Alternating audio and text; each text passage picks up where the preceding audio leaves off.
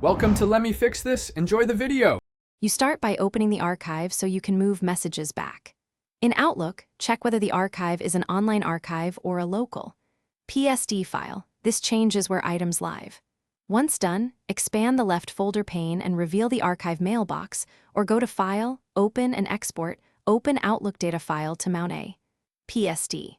Make sure you are connected to Exchange or Office 365 if the archive is server-side. Otherwise, local files must be opened first. Now find the messages you want to unarchive and select them. Use Search or change the view to All Mail or by date to surface older items quickly. You can select Arrange with Shift or pick individual messages with Control. For whole folders, right-click the folder to move it.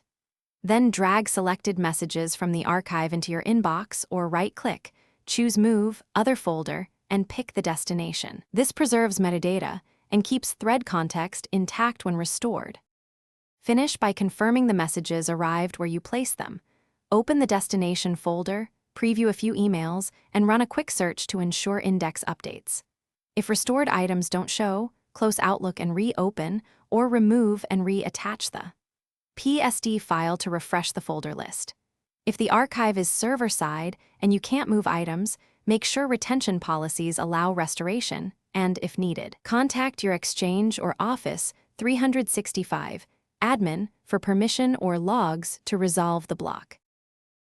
Thanks for watching. If you found this helpful, don't forget to like and subscribe.